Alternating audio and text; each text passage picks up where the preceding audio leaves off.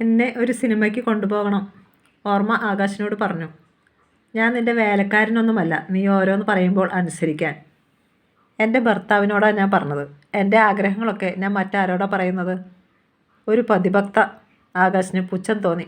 Scene dining റൂമിലായതുകൊണ്ടും ഡാഡിയും മമ്മിയും കേട്ടുകൊണ്ടിരിക്കുന്നതായിരുന്നുകൊണ്ടും അവൻ കൂടുതലൊന്നും പറഞ്ഞില്ല. അവളുടെ ആഗ്രഹമല്ലേടാ, സാധിച്ചു കൊടുത്തേക്ക്. പ്രതാപ് വർമ്മയും പിന്താങ്ങി. ക്ഷമിക്കണം ഡാഡി, പണ്ട് മുതലേ ഡാഡിക്ക് പരാതിയാണുള്ളത്. ഞാൻ ബിസിനസ് കാര്യങ്ങളിലൊന്നും വേണ്ടത്ര ശ്രദ്ധ പതിപ്പിക്കുന്നില്ലെന്ന്. ഇന്നു മുതൽ ഞാൻ എല്ലാ കാര്യങ്ങളും ശ്രദ്ധിക്കാൻ തീരുമാനിച്ചിരിക്കുകയാ. അതിനിടയിൽ ഈ സിനിമ പ്രോഗ്രാം വലിച്ചു വയ്ക്കരുത്. സാരമില്ലടാ, ഓർമ്മ മോളുടെ കാര്യം കഴിഞ്ഞിട്ട് മതി ബിസിനസ്സൊക്കെ. നീ അവളെയും കൊണ്ട് സിനിമയ്ക്ക് പോകാൻ നോക്ക്. അവസാനം അവന് അതിന് വഴങ്ങേണ്ടി വന്നു. മുറിയിൽ വന്ന് വേഷം മാറുന്നതിനിടയിൽ അവൻ ഓർമ്മയ്ക്ക് താക്കീത് നൽകി. ഒരു കാര്യം ഞാൻ തീർത്ത് പറഞ്ഞേക്കാം. നിന്നെയും കെട്ടിയെഴുന്നള്ളിച്ചോണ്ട് നടക്കാൻ എനിക്ക് നേരമില്ല. എനിക്കിഷ്ടമുള്ളപ്പോൾ ഇഷ്ടമുള്ള പെണ്ണുങ്ങളുടെ കൂടെ ഞാൻ പോയെന്നിരിക്കും. എൻ്റെ ജീവിതത്തിൻ്റെ കടിഞ്ഞാൺ ആരുടെയും കയ്യിൽ തരാൻ ഞാൻ ആഗ്രഹിക്കുന്നില്ല. ചേടാ, ഇത് നല്ല കൂത്ത്. ഞാൻ നിങ്ങളുടെ ഭാര്യയാണ്. ഭാര്യയുടെ കാര്യങ്ങൾ നോക്കി നടത്തേണ്ടവനാണ് ഭർത്താവ്. ഞാൻ നിന്നെ ഭാര്യയുടെ സ്ഥാനത്തേക്ക് ക്ഷണിച്ചില്ലല്ലോ. ഇഷ്ടമില്ലാത്തിടത്ത് വലിഞ്ഞു കയറി വന്നത് എന്തിനാ എന്നെ പെണ്ണ് കാണാൻ വന്നത്? ആളറിയാതെ പറ്റിയ ഒരു അബദ്ധം. എന്നാൽ ഞാൻ കണക്ക് കൂട്ടി തന്നെ ചെയ്തതാ നിങ്ങളെ വലയ്ക്കാൻ. നാശം.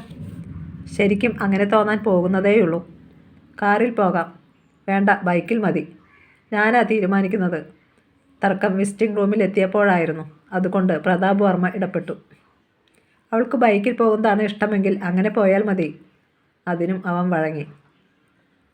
ബൈക്കിൽ അവനോട് ചേർന്നിരുന്നു അവൾ. ആകാശിന് അരോചകം തോന്നി. ശരീരത്തിൽ നിന്നും പിടിവിട്, അവൻ പറഞ്ഞു. പറ്റില്ല. അവൾ പിടിമുറുക്കി. ആകാശ് ബൈക്ക് പറപ്പിച്ചു വിട്ടു. വേഗത കുറയ്ക്ക്, എനിക്ക് പേടിയാകുന്നു. മനസ്സില്ല. പേടിയാകുന്നെങ്കിൽ ഇപ്പോൾ ഇറങ്ങിക്കോണം. ഓർമ്മ കണ്ണുകൾ ഇറുക്കിയടച്ചു. തിയേറ്ററിൻ്റെ മുറ്റത്തെത്തിയപ്പോഴാണ് വേഗത കുറഞ്ഞത്. റിലീസായിട്ട് ഒരാഴ്ച പോലും ആകാത്ത സൂപ്പർ സ്റ്റാർ ചിത്രം. ആക്ഷൻ ചിത്രം ആയതുകൊണ്ട് തന്നെ യുവാക്കളുടെ തിരക്ക്. സ്ത്രീകൾ വിരലിലെണ്ണാവുന്നവർ മാത്രം. പുരുഷന്മാരുടെ നീണ്ട ക്യൂ.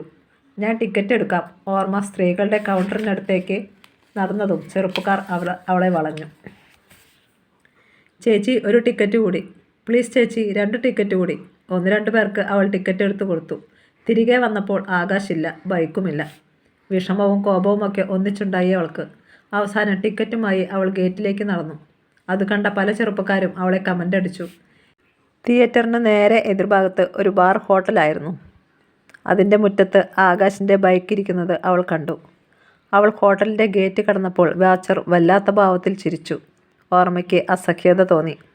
അവൾ ബൈക്കിനരികിൽ നിന്നു. അപ്പോൾ 2 പേർ വേച്ചു പോകുന്ന കാലടികളോടെ ഇറങ്ങി വന്നു. ചുവന്ന് കലങ്ങിയ കണ്ണുകൾ കൊണ്ട് അവർ അവളെ നോക്കി. എന്താടി ഇവിടെ നിൽക്കുന്നത്? അവൾ മിണ്ടിയില്ല. സമയം കളയണ്ട, പോരടി.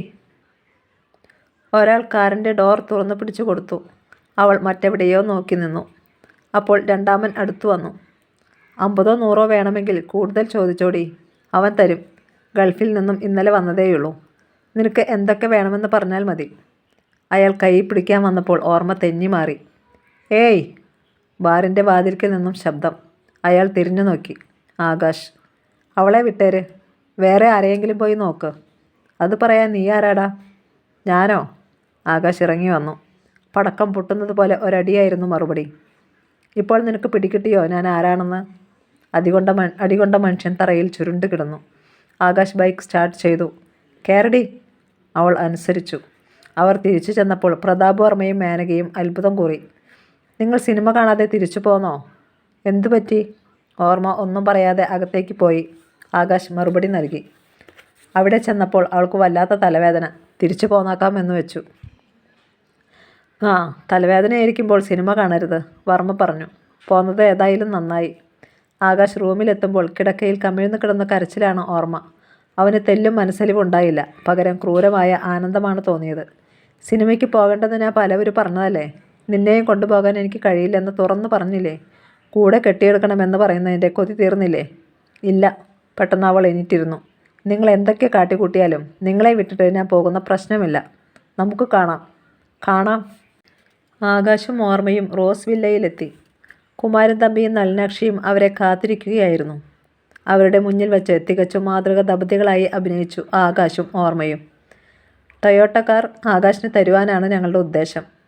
ഗാർഡനിലിരുന്ന് അമ്മായിയപ്പനും മരുമകനും കൂടി സ്മോൾ അടിക്കുന്നതിനിടയിലാണ് കുമാരൻ തമ്പി പറഞ്ഞത്. ഓർമ്മയും അടുത്തുണ്ടായിരുന്നു. എനിക്ക് 4 വീലുള്ളതിനേക്കാൾ ഇഷ്ടം 2 വീലുള്ള വണ്ടിയാ, അവൻ പറഞ്ഞു. ബൈക്കാകുമ്പോൾ അങ്ങനെ ചെത്തിപ്പോകാം, കാറിന് സാധിക്കില്ലല്ലോ. അതുമാത്രമല്ല, കുറച്ച് സ്ഥലമുള്ളിടത്തു കൂടിയും അത്യാവശ്യ കാര്യങ്ങൾക്ക് ബൈക്കിൽ പോകാം, കാറിന് പറ്റില്ല. കുമാരൻ തമ്പിയുടെ മുഖം വാടുന്നത് അവൻ കണ്ടു. അങ്കിൾ അതിന് വിഷമിക്കുകയൊന്നും വേണ്ട, ഞങ്ങൾ ഇവിടെ വരുമ്പോൾ കാർ ഉപയോഗിച്ചു കൊള്ളാം. പിന്നീട് ഓർമ്മയും ആകാശം തനിച്ചായപ്പോൾ, എൻ്റെ ഡാഡി തരുന്നതുകൊണ്ടായിരിക്കും കാറിനോട് ഇത്ര അലർജി, ഓർമ്മ ചോദിച്ചു. അതേ എന്ന് കരുതിക്കോ. നിന്റെ ഡാഡി തരുന്നതൊന്നും എനിക്കിഷ്ടമല്ല. കൊണ്ടുപോയി കേസ് കൊടുക്കുന്നീ. ആ സംഭാഷണം അവിടെ മുറിഞ്ഞു. അടുത്ത ദിവസം പ്രഭാതം ഓർമ്മയ്ക്ക് ഒരു ടെലിഫോൺ. അവൾ അത് അറ്റൻഡ് ചെയ്തിട്ട് ആകാശിൻ്റെ അടുത്തെത്തി. എനിക്ക് അത്യാവശ്യമായി ഒരിടം വരെ പോകണം. എവിടെ? പേഴ്സണലാണ്. നോ, അവൻ തീർത്തു പറഞ്ഞു. കല്യാണം കഴിഞ്ഞ പേഴ്സണൽ പാടില്ല. എന്താണെങ്കിലും 2 പേരും ചേർന്ന് മതി. എനിക്ക് പോയേ പറ്റൂ. ഞാൻ സമ്മതിക്കില്ല. ഓർമ്മ വല്ലാതെ കുരുക്കിലായി. ഞാൻ പോകും. പോയാൽ പിന്നീട് വേറെ ഭർത്താവിനെ നോക്കിയാൽ മതി. ഫോൺ വീണ്ടും ശബ്ദിച്ചു. ഇത്തവണ അറ്റൻഡ് ചെയ്തത് ആകാശാണ്. അങ്ങോട്ടൊന്നും പറയുന്നതിന് മുമ്പ് തന്നെ പുരുഷ ശബ്ദം കേട്ടു. പണം ഇന്ന് തന്നെ കിട്ടണം. നീ പറഞ്ഞതിൻ്റെ പേരിൽ 2 തവണ അവനുമായി അടിയുണ്ടാക്കി. ഹോസ്പിറ്റലിലായി 2 പേർ. അവരെ അവിടെ നിന്ന് ഇറക്കണം. ഞങ്ങൾക്ക് പണം കിട്ടിയേ പറ്റൂ. ഇന്ന് ഉച്ചയ്ക്ക് മുമ്പ് 5 ലക്ഷവും കിട്ടണം. ആകാശിന് ഒന്നും മനസ്സിലായില്ല. ചുളിഞ്ഞ നെറ്റിയോടെ അവൻ തലതിരിച്ച് ഓർമ്മയെ നോക്കി. അവൾ നിന്ന് വിയർക്കുകയാണ്. മുഖം കടലാസ് പോലെ വിളറി വെളുത്തിരുന്നു.